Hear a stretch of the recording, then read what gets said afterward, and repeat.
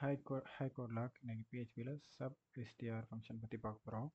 அதில் என்னென்னா, எந்த ஸ்ட்ரிங்கோ அந்த ஸ்ட்ரிங்கை போட்டணும் வேரியபிள் நேமை, அடுத்து எங்கே ஸ்டார்ட் பண்ணுறோமோ ஸ்டார்ட் பண்ணிவிட்டு லென்த் எவ்வளோ வேணும் நம்ம சொல்லணும். இப்போ உதாரணத்துக்கு இப்போ ஒரு ஃபங்க்ஷன் எடுத்து காட்டுறேன். இப்போ பார்த்தீங்கன்னா இது ஸ்ட்ரிங் ஹலோ வேர்ல்டா 0ல் ஆரம்பிக்க சொல்லியிருக்கோம்.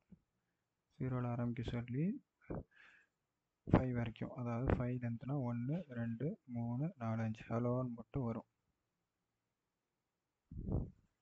ஓகேவா?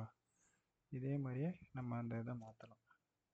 எப்படின்னா 7ல் ஆரம்பிக்க சொல்லிட்டு லென்த் 5ன்னு கொடுக்கலாம். இப்போ பார்த்தீங்கன்னா வேர்ல்டுன்னு வருது. ஓகேவா? இதே மாதிரியே இல்லை, இதே மாதிரியே பொசிஷன் வந்து பேக்லேருந்து ஆரம்பிக்கிறோன்னா -6 அந்த மாதிரி கொடுக்கலாம். -6 கொடுத்தா கடைசியிலேருந்து 6 டிஜிட்ஸ் கொடுக்கும். 1 2 3 4 5 6. அதே மாதிரியே -6 கொடுத்து நீங்கள் லென்த்தையும் கொடுக்கலாம்.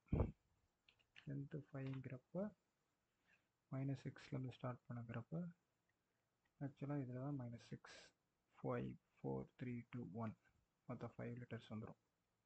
இந்த மாதிரி கொடுக்கலாம். இந்த சப்எஸ்டிஆர் வந்து ஃபங்க்ஷன் நம்ம ஏற்கனவே யூஸ் பண்ணியிருக்கோம். இதோட யூஸ் கேசஸ் என்னென்னு இப்போ நான் சொல்கிறேன்.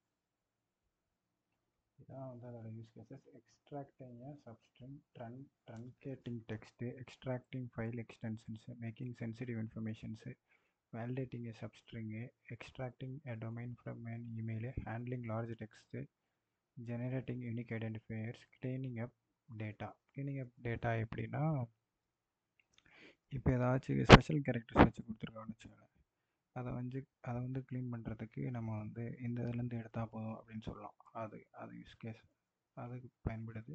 உங்களுக்கு வேறு ஏதாவது யூஸ் கேஸ் தெரிஞ்சால் சொல்லுங்கள். கோட்லாகில் பை கைஸ்.